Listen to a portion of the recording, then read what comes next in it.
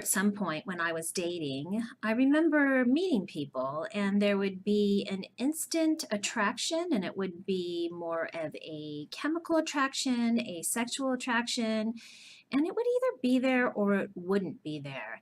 And I had the feeling within probably 5 minutes of just meeting them. Now, obviously, the more time I spent with them, it really solidified, was I sexually attracted to them or not?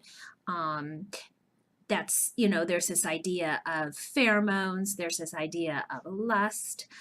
All of these things come into play when you meet someone. But on a real basic biological level, there really is something to sexual chemistry. And that's what I'm going to be talking to you about today.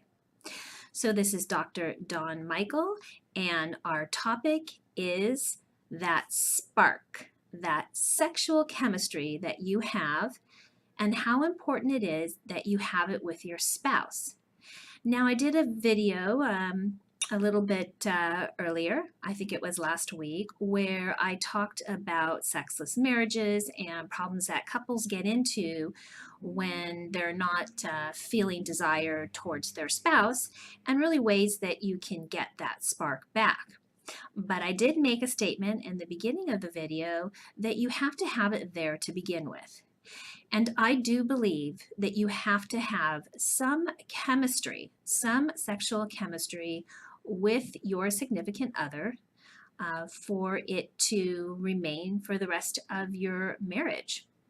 I believe you can get it back, and in many instances, I have helped couples reignite that spark and be able to have a passionate, exciting, sexual relationship for a very long time. But what happens if it was never there to begin with? Now, this is the discussion, this is the debate. And what I will say is that chemistry, that sexual chemistry, it can't be manufactured. It's like two animals, which we are very much. We have our biological animal instincts. And even though we are humans, there is that very basic primal biological instinct that we have to be attracted to our mate on this level so that we can mate. Whether we intend to or not, whether we're past the age of mating, whether we are using even contraceptives, there's still that pheromone. There's been many studies which talk about pheromones and how you can smell your mate, and how it's even stronger in women than in men. And the reason for this is that you don't want to be a biological match, meaning that you want to be a good biological match. You don't want to be related to the person, because then that might create problems with your offspring. So it really is rooted in this animal attraction.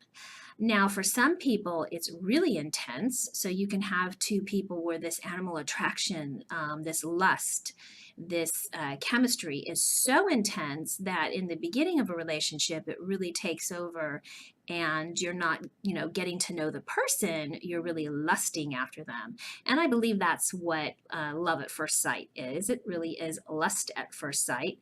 And those relationships need to go on for, many, many months to really get to know one another on a more connected level, with conversation and getting to know about each other, rather than it just being lustful, for it to really turn into something substantial and long lasting. But some of those really intense lustful relationships don't last that long, because once you find out that there's really nothing other than the lust, it seems to fall apart after a while. So you can understand that in a long-term marriage, when you do have chemical attraction, and it is there in at least a decent amount of it, it does wear off over time. And that's where couples working to keep their sex life fresh and exciting is really, really important. But then again, you cannot spark a fire if there is absolutely no flame to begin with. And that would be that you happen to marry someone who you see as more of a brother or sister or as a dear friend. And it might not be something that you realize going into it, although you kind of know that there isn't that spark, but you think that maybe you could manufacture it along the way. And for the most part, if it's not there, it's not there. It is true that sometimes you can get to know somebody better and you can get more comfortable, and sometimes you'll find a spark that's there, but there still has to be that, chemical attraction. It still has to be there in order for something to be made out of it. So, if you are dating somebody and you are thinking of getting married and you just don't have that chemistry at all, it's probably not a good match for you.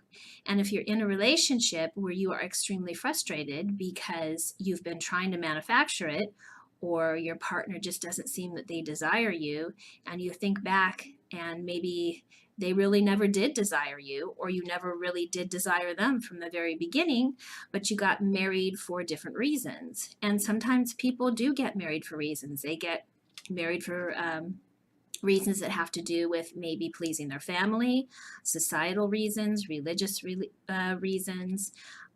They feel like it's their best friend, that they can eventually, manufacture this spark. Maybe all the other things add up and it's a really great person. But after they get married, they realize that they just have absolutely no sexual attraction to them. And it becomes very frustrating for both people involved.